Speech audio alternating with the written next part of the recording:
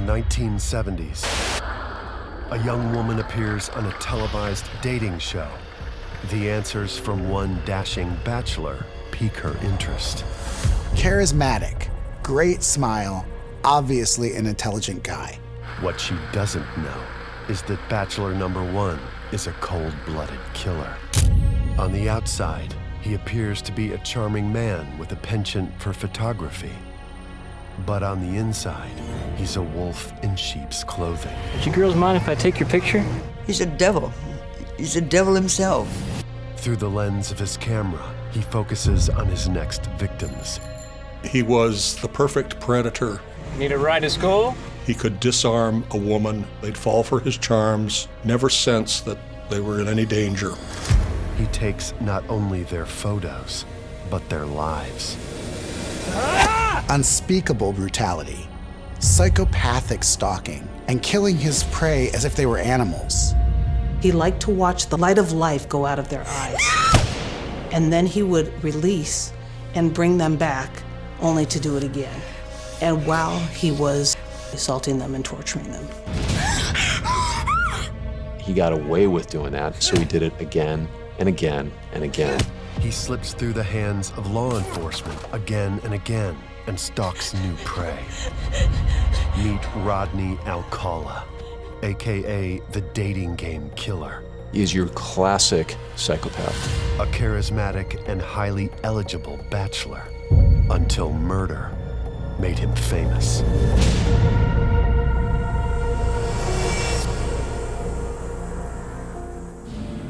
During the 1970s, Rodney Alcala killed numerous women in a string of atrocious murders. Police uncover hundreds of photos taken by Alcala that point to many more potential victims. Rodney Alcala is one of the most prolific serial killers probably in the history of the United States. It's time to meet our first three bachelors, shall we? The bachelor number one is a successful... Alcala brazenly appeared as a contestant on a popular game show in 1978. Many people know the murderer as the dating game killer. When I saw that video and I'm watching, I thought, no, she's not going to pick him. So I'll take bachelor number one. Bachelor number one. And I thought, oh my God. Rodney Alcala, loved Rodney Alcala. He was the classic psychopathic narcissist. By the time Alcala appeared on the dating game, he had murdered a number of women and served prison time for the brutal and attempted murder of an 8-year-old girl.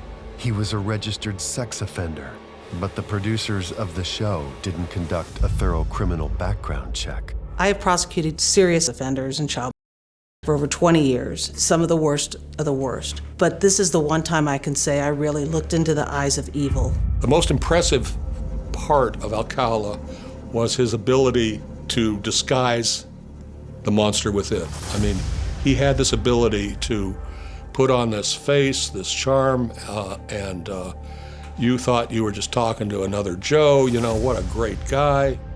In the years since, books, magazine articles, and television programs have examined the complicated life of Alcala and his sadistic, sexually brutal killings.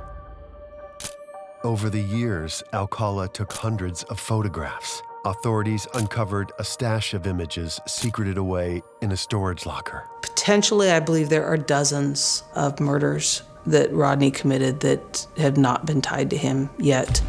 The haunting collection of photographs still baffles law enforcement. Police search relentlessly for clues that would reveal who the victims in the Alcala photos are and what happened to them. And the clues are as mysterious as the monster who took the pictures. Born in 1943, Rodney Alcala comes from a middle-class family with roots in both San Antonio, Texas, and Mexico. He mostly attends Catholic schools. He's bilingual and he excels academically. While living in Mexico, young Rodney's beloved grandmother passes away. It is unclear what impact this death has on him. His family life also changes when his parents separate. He and his siblings eventually move to Los Angeles with their mother. He was raised by his mom. He grew up in a clean house. He wasn't abused by anyone. He's one of these guys that really had every advantage. He had a girlfriend. He was a cross-country letterman. He was on the yearbook committee. He's kind of your all-American boy. After graduating high school, Alcala joins the United States Army in 1961 and enters a training program in North Carolina. An IQ test measures his intelligence at over 140. That's nearly genius level. Alcala is only in the Army for a short time before he suffers from what appears to be a mental breakdown.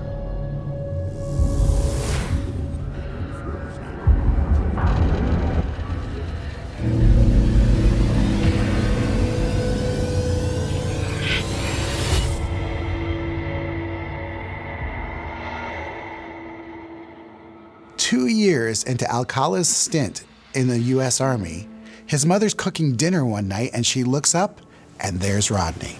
Marie? No. It's me, Mom. Rodney! He has gone AWOL and hitchhiked all the way from Fort Bragg, North Carolina to Los Angeles, California.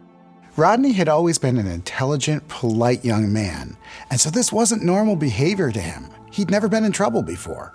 After Alcala turns himself in to military authorities, an Army psychologist suggests hospitalization for psychiatric treatment.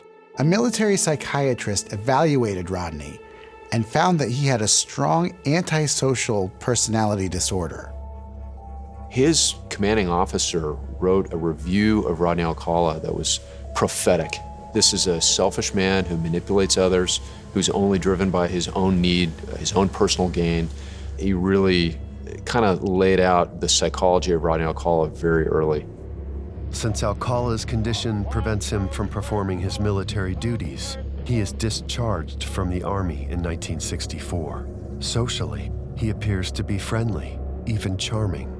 According to a diagnostic test, a person with a personality disorder may not be antisocial. They may appear socially normal. Rodney enrolls in the UCLA School of Fine Arts to pursue his dream of becoming a photographer. Alcala graduated from UCLA in 1968 with a Bachelor of Fine Arts degree, and he was an honor student. It's the fall of 1968. Rodney Alcala drives down Sunset Boulevard in Hollywood, California. Tally Shapiro was a young, pretty girl living in Hollywood with her parents. She was going to public school. Need a ride to school? Come on in, I'll give you one. I'm sorry, but I'm not allowed to talk to strangers. Tally Shapiro knew she shouldn't talk to strangers, but unfortunately, Rodney tricked her. And he said, "It's okay, I know your parents."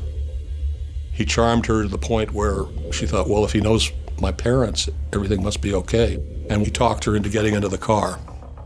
A motorist, Donald Haynes, witnesses the scene as it unfolds and is immediately suspicious, so he follows them to Rodney's apartment. And he sees them get out of the car and walk into the apartment. And he thought, this doesn't look right. So he calls the police. And he says, hey, there's this guy, he went in with a little girl, I don't know. Black and White responds from Hollywood. They get their door, knock it. I just got out of the shower, give me a second. Open the door now or I'm going to kick it in! When they hear a pained moan, the officers spring into action. They kick the door. In they go, and he's gone out the back.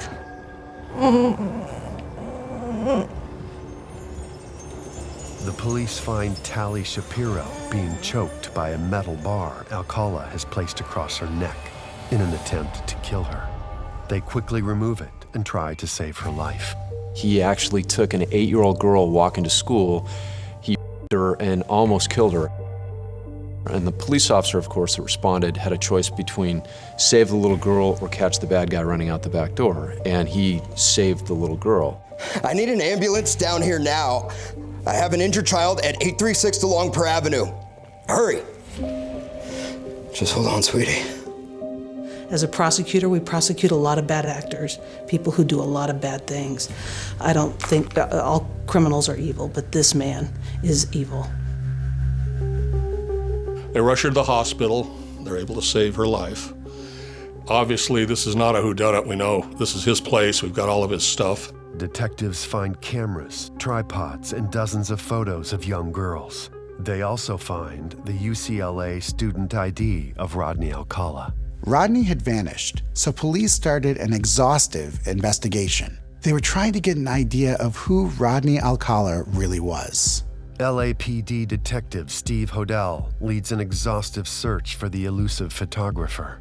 He starts by interviewing people who knew Alcala at UCLA. And we're shaking doors and checking all last known addresses, and he's just disappeared. He's vanished.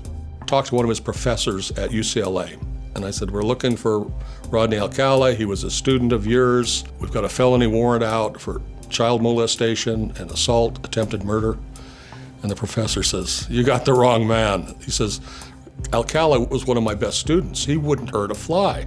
Both faculty and students at UCLA say they like Alcala. No one has anything derogatory to say about him, and no one knows where he is. After he beat and raped an 8-year-old girl, Rodney Alcala moved to New York and started living under the alias of John Berger.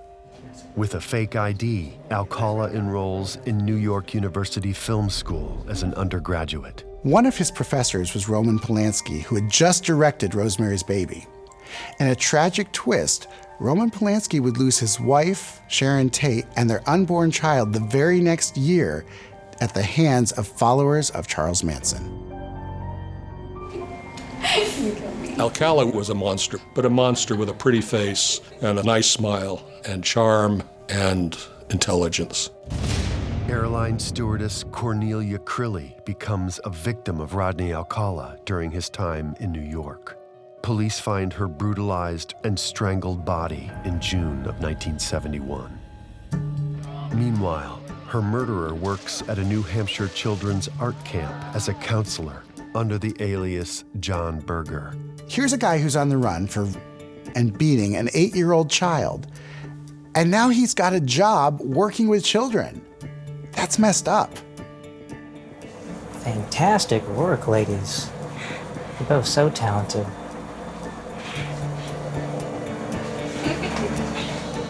LAPD detective Steve Hodel has not given up on the chase for Alcala, and he convinces the FBI to put Rodney on its 10 most wanted list. Posters go up in post offices everywhere, including the small town in New Hampshire where Alcala is working as a camp counselor. Amazingly, a couple of teenage girls on a rainy afternoon in New Hampshire go to the post office, and they're looking at the FBI wanted posters. Ooh, FBI's most wanted. Oh, look at these creeps. Gross. I don't like looking at those things. Let's go. Or we could find your future husband. Look at this one. I told you I don't like those. No, you have to. He looks just like our camp counselor. It couldn't be. It says this guy hurt a little girl. He would never do anything like that. Right? And no doubt about it. So the FBI are called. He's arrested. Alcala has been using the alias of John Berger, and he tries to disassociate himself from his true identity. She was just a little girl. I mean, how could you do such a thing? I don't want to talk about Rod Alcala and what he did. I get a phone call saying, he's in custody, come and get him. Detective Hodel escorts Alcala back to Los Angeles to be prosecuted in the Tally Shapiro case. He's pretty quiet the whole flight, but he's still putting on this charming demeanor, as if he doesn't have a care in the world. You know, this is all a big mistake. This guy is smooth, calm, collected, you know, as if he doesn't have a worry in the world. So we get back, we take him in, book him, and start the process. But there's a problem. The family has moved to Mexico. That's their way of escaping what had happened. With the Shapiros out of the country, prosecutors arrange a plea bargain. As a result, Alcala gets a sentence of 1 year to life in prison. In 1974, after less than 3 years in prison, a psychiatrist evaluates Rodney Alcala and finds him to be significantly improved. So he's released after 34 months for beating an 8-year-old girl. They could have kept him in for life, but after 2.5 years, a psychologist said that he no longer posed a danger to women or children. It is maddening to anybody with a fair mind and to the families of those beautiful women that were murdered by him after his release. It's beyond shocking. In a way, it doesn't surprise me because he was such a smooth talker. Not only does he manipulate 8-year-olds and young women, but men too. I mean, he just had that ability, and I could see him giving the shrink all of the right answers. Looking at that now, in retrospect, I don't know what they were thinking, but by releasing Rodney Alcala, it resulted in literally probably dozens of people losing their lives in the most horrific way possible. And so he went back out to society one more time to escalate violence and to work his craft. Once he's free, Alcala uses his hobby to meet potential victims. This was his thing. He was driving around. He was, hey, I'm a photographer. I'd like to take pictures of you. It was a part of his ruse. It was a part of who Rodney Alcala was. It was all about photographs. Photography is how Alcala meets his next victim, Ellen Hover. Ellen Hover was also the goddaughter of both Sammy Davis Jr. and Dean Martin. While on a visit to New York, Rodney kills the socialite in July 1977. Her body will not be discovered for months. Rodney returns to Los Angeles, where in late 1977, Jill Barcomb from Oneida, New York, has recently arrived. She was technically a teenage runaway, I guess you would consider her that. She was young, and it was the 70s, and she was not making the best decisions. It was probably with 2 months before she crossed paths with this infamous killer. She was 18 years old, so she was very young to be out in Los Angeles on her own. She had gotten caught up in the prostitution world. She was an extremely attractive girl, so I'm sure she caught his eye. And we believe that he picked her up on Hollywood Boulevard while she was working. Looking for a ride? Depends who's driving. Just a nice guy who wouldn't mind having a cute girl in his car. I don't get in the car with just anybody. I can be awfully convincing. Let me give you a ride. You won't regret it.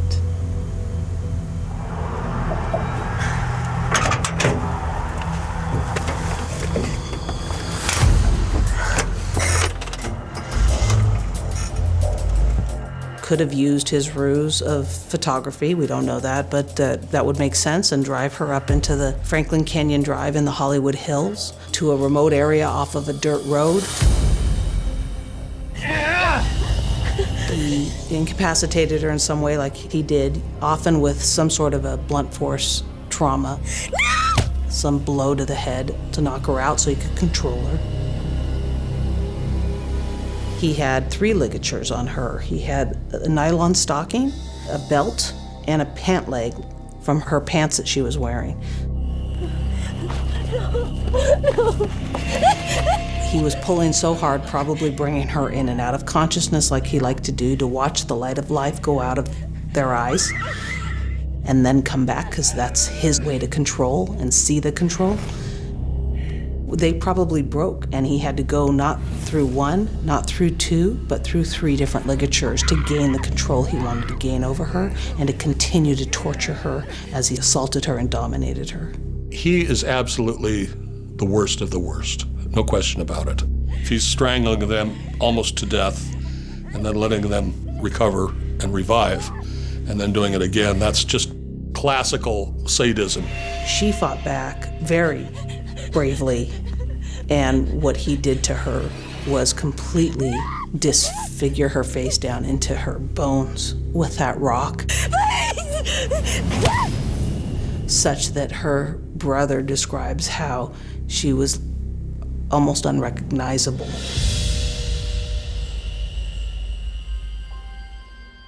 You know, there's murder, there's rape, there's murder and rape, and there's the unequivocal carnage of his style murder and rape. He was animalistic and brutal. And what was ultimately taken from her was not only her life, but her ability to turn her life around.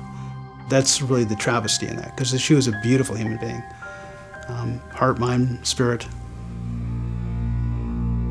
The next morning, on November 10th, 1977, LAPD officers respond to a call about a dead body. They soon discover Jill Barcomb's corpse off Mulholland Drive. Because he lived in the neighborhood where the body was found, Marlon Brando was even questioned by police. In 1977, police are trying to connect the murder cases of 11 women whose bodies are discarded on the hillsides of LA. Jill Barcomb's murder had a lot of similarities to those of the Hillside Strangler. She'd been found naked, and she was beaten, tortured, and strangled. Jill Barcomb's body is posed, which becomes a critical clue for police. He left her posed, as we believe he did with all of his victims, posed in a way that we believe he took photographs of them after they were dead.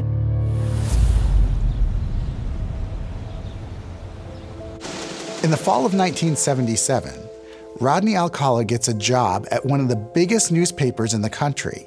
He uses a fake resume, but his real name. So now he's typesetting for a newspaper that will soon be reporting on his crimes. How ironic is that? Here's a headline for tomorrow. They found another dead girl. This one was killed in her own apartment, and the cops have no leads. Scary, huh? It's scary. Hope they catch this guy soon. Yeah, me too. Hey, you want to get drinks again tonight? You got it. All right. Rodney's next victim is 27-year-old Georgia Wixted. In December of 1977, her body is found in her bedroom. She has been raped and savagely attacked with a claw hammer. Alcala's employer, the Los Angeles Times, frequently runs headlines about the murders of young women. Their killer's calling card is leaving the victims' bodies on hillsides in the canyons above LA. A 30-person police task force is set up to find the killer, who becomes known as the Hillside Strangler. Because of the Hillside Strangler murders, police were interviewing all the sex offenders in the area, and that included Rodney Alcala. But his luck held up, because police had no idea that they were talking to a man who was guilty of another set of murders. Be very careful of the smooth talkers, because they're the best manipulators. And if they're real smooth, that could be a good indication that they've got something to hide or they are hiding something. Does the name Lauren Wagner ring a bell? No, not at all. Generally, the truth is the truth, and you get a sense when you hear it. Can you recall your whereabouts on the night of December 13th? And if somebody over-truths, you better be careful because they're probably lying. I don't recall. Rodney Alcala did indeed kill Jill Barcomb, but authorities won't discover this for years. They will believe that Barcomb was a victim of the Hillside Strangler and not the man they're questioning. No longer considered a suspect, Rodney Alcala is released. This will prove unfortunate for Alcala's next victim, 32-year-old Charlotte Lamb. Her body is found posed in the laundry room of an apartment complex in 1978. She was completely naked. She was posed with a long shoelace that was tied around her neck. Welcome to the dating game. It is also during this same year that Rodney is chosen to appear on a popular national television show. By this point, Rodney Alcala had killed multiple women.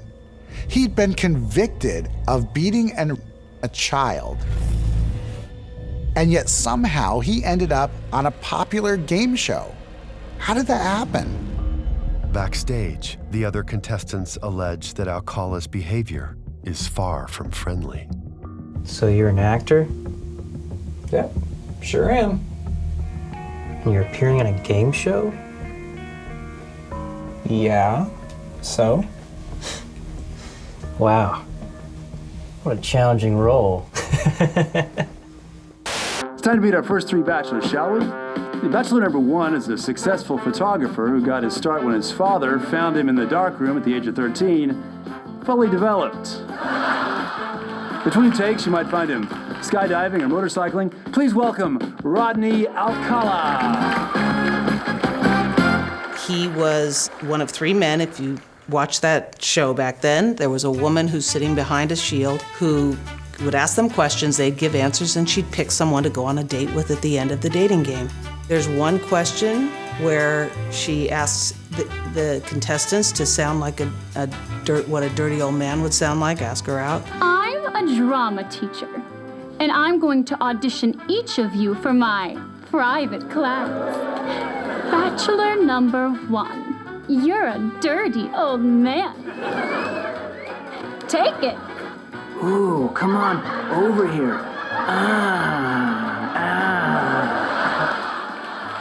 And he makes this growling noise, guttural noise, that once you know who he is and what he's done, just sounds monstrous and eerie.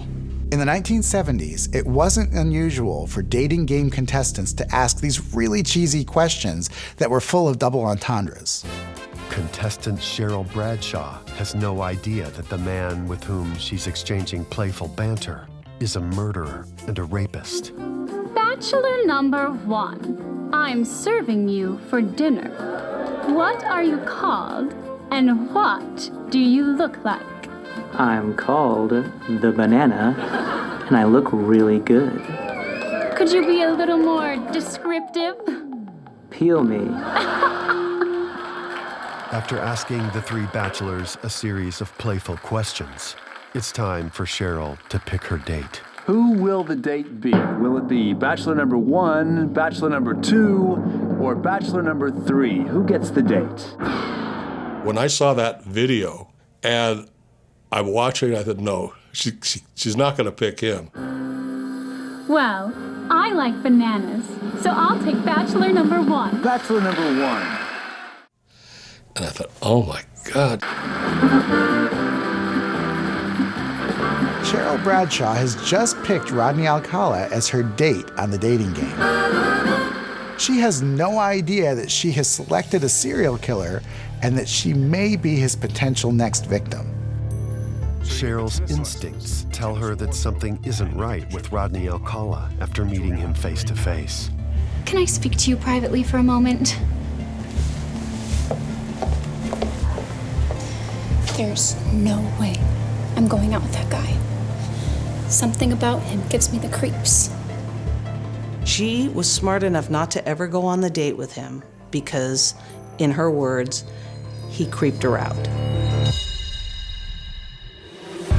Rejected, Rodney goes back on the prowl. In February 1979, Alcala picks up 15-year-old hitchhiker Monique Hoyt. After spending the night at Rodney's house, they take a trip the next day. He took her up into the mountains under the ruse, which he used more than once, of taking photographs because he was an amateur photographer. Very nice. How about a few silly ones now? Okay. Pull your shirt above your face. Excellent. Ah!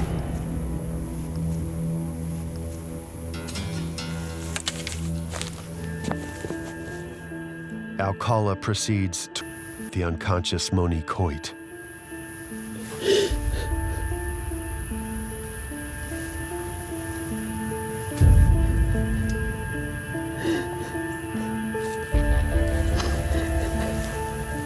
When she awakens, she finds herself bound and Rodney sobbing. And he started to cry, which is the only evidence we have that Rodney Alcala ever had any emotion, ever. The streetwise Monique thinks fast in an attempt to survive. Rodney, are you okay? You know, I had a lot of fun at your place last night. Could I stay there again? I think it'd be really nice if we could hang out there.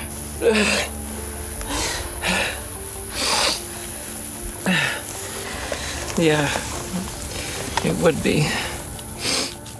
And that is the one person that managed to talk Rodney Alcala out of murdering her.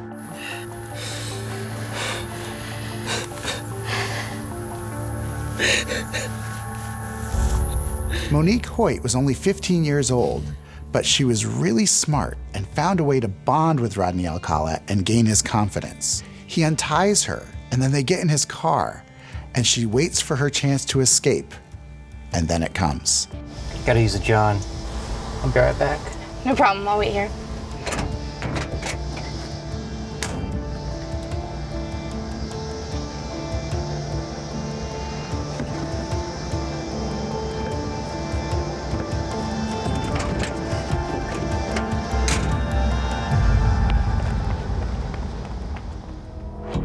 Detectives show Monique Hoyt photos of men matching the description of her assailant. She immediately recognizes Rodney Alcala. Rodney is arrested while Monique is taken to the hospital and treated for her injuries. Rodney Alcala's mother feels like a terrible mistake has been made, so she posts his bond, and on March 16th, 1979, he's freed from jail, waiting for his trial that September. So now he's on the streets and able to find more victims. Out on bail, Rodney Alcala looks for his next victim, 21-year-old Jill Parenteau of Burbank, California. Hey, ladies. Gonna buy you a drink? No, thanks. We're good. We're actually waiting for people. Well, how about meeting me? Never been a freelance photographer before? Some other time, okay? Suit yourselves.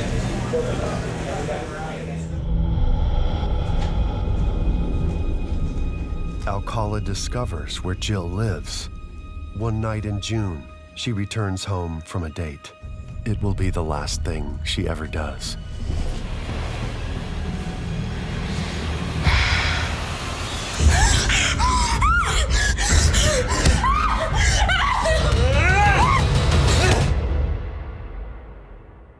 Rodney Alcala was incredibly sadistic to his victims. He would choke them until they'd lose consciousness. And then, when they woke back up, he'd do it again.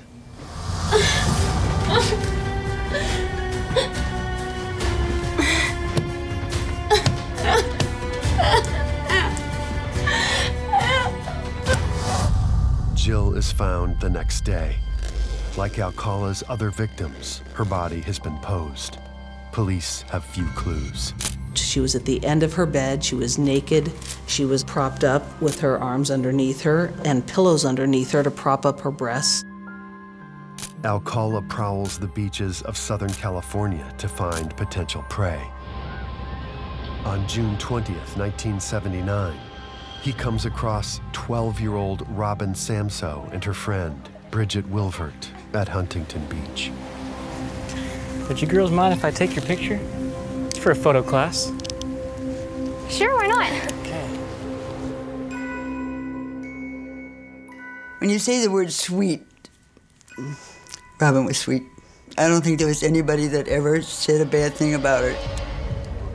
Bridget's neighbor, Jackie Young, is also at the beach, and what she sees makes her suspicious. Hey, Miss Young. Me and Robin are just getting our picture taken for a photo class. You know, I don't really think that's a good idea because you shouldn't really talk to strangers. Why don't you come with me and I'll take you back to your place, okay?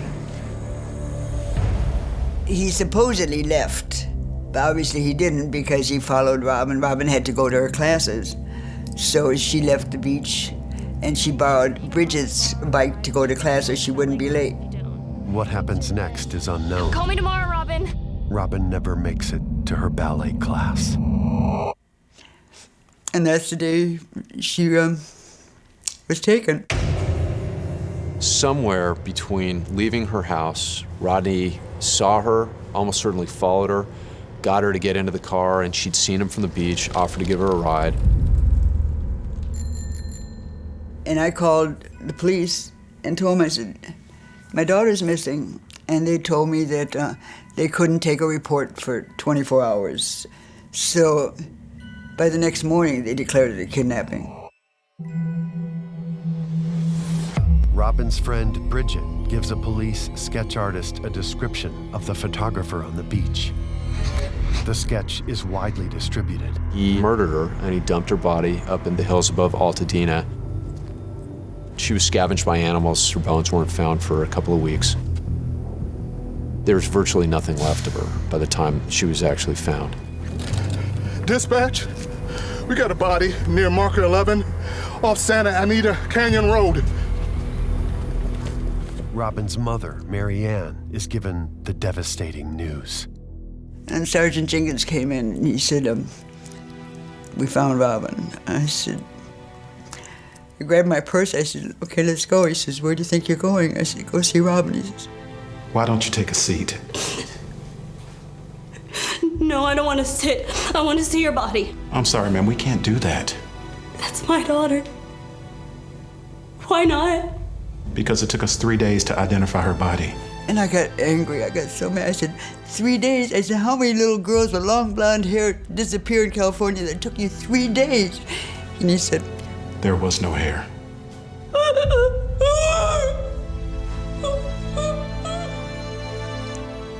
Nobody could understand that somebody could actually do something like this. When Robin disappeared, it was a huge media event in Southern California, and Rodney's probation officer out in Riverside saw this composite, looked at it, and went, you know what? That's our guy. I'm calling about a composite poster that's been distributed. It looks like a guy who used to be on my caseload.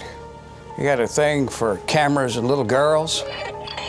I think he could be your man. His name is Rodney Alcala. It's all beginning to close in on Rodney Alcala. On July 24th, 1979, police arrest Rodney Alcala at the Monterey Park house he shares with his mother. Bail is set at $250,000, which is too high for his mother to pay. After a killing spree that's lasted almost 8 years, Rodney Alcala is finally behind bars and charged with the murder of 12-year-old Robin Samsoe. He was put in a room so that his sister could come in and talk to him. And they recorded what was going on in that conversation. A storage unit? It's in Seattle. Cops don't know about it. I need a favor. Chrissy, get that stuff out of there. Clear it out. Police are monitoring Rodney Alcala's communication with his sister, and they hear them talk about a storage locker. Rodney wants his sister to go take something out of that locker before police get there. What is he trying to hide? Inside, they find dozens of photos. They also discover a pouch full of jewelry and earrings. And these turned out to be Rodney Alcala's trophies from his murders. Dozens of pieces of jewelry. Every one of those is a memento of some victim someplace. And from that, we found Robin Samsoe's earrings, the ones that she was wearing. Rodney Alcala pleads not guilty to the murder of Robin Samsoe. A jury trial convicts him in 1980, but the verdict is overturned on a technicality. He remains behind bars for years, and a retrial occurs in 1986. The guilty verdict is thrown out on a different technicality, but as before, he stays in prison.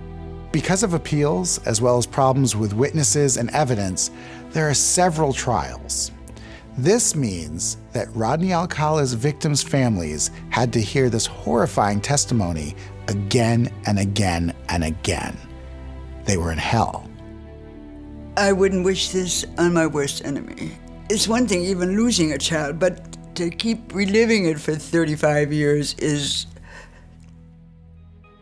In 2010, after DNA technology links Alcala to numerous murder cases, prosecutors from Orange and LA counties hold a joint trial. We started getting DNA hits in Los Angeles County.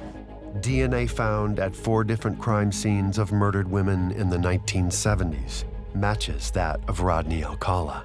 For years, Rodney Alcala was able to game the system, but DNA evidence finally caught up with his crimes, and prosecutors used it against him. The Los Angeles County cases are 18-year-old Jill Barcomb, 27-year-old Georgia Wicksted, 32-year-old Charlotte Lamb, and 21-year-old Jill Parenteau. All were murdered by Alcala. For 28 years, I had no idea who murdered my sister. It wasn't until the trial and being contacted by the Los Angeles Police Department Homicide Division that I understood, through the miracle of DNA technology, they had a solid hit. Almost 30 years after his first conviction in the Robin Samsoe case, Rodney Alcala stands trial for the murder of both her and the 4 other victims connected by his DNA. He decides to act as his own attorney. I had a hard time really containing myself because he'd look at me and he'd have this grin on his face. It was the most evil thing I've ever seen, you know, and he enjoyed it. He enjoyed every minute of it. The trial is televised and draws national media attention.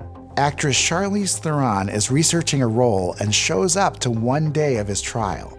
But she disguises herself and keeps a low profile because she doesn't want anybody to know that she's there, especially not the jury. We, the jury. After less than 2 days of deliberation, the jury finds Alcala guilty of all 5 murders. To be death. Alcala is sentenced to death. However, since resuming capital punishment in 1978, the state of California has only carried out a handful of executions.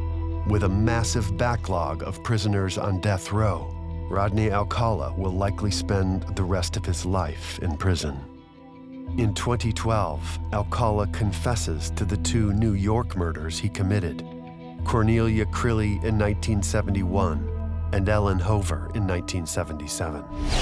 To this day, police are still connecting Rodney Alcala to many cold cases, using the 100-plus photographs that were found in his Seattle storage locker. A lot of these women, we have no idea what happened to them. All we know is they were in a vulnerable position, and Rodney Alcala used his charms to talk them into going someplace that he could have his way with them. I mean, since he was convicted for this, we have cleared case after case after case because of those photographs. Over 21 women are accounted for through the photos, while other women and children are recognized by families as loved ones who have been confirmed missing for years. Some authorities believe that Rodney Alcala had murdered up to 130 girls and women. We may never know the scope of what he did.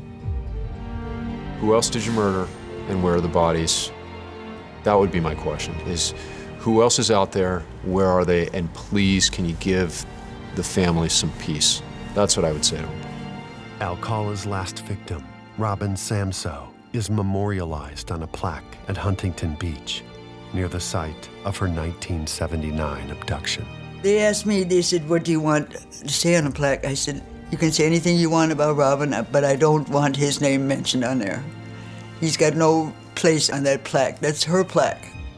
I'm in awe of these victims that survived and these families that have survived all those years trying to hold him accountable for his actions. They are courageous, loving people who keep their loved ones close to their hearts. And I just hope they find some peace in the closure through these trials that they had not had, thanks to him, for decades.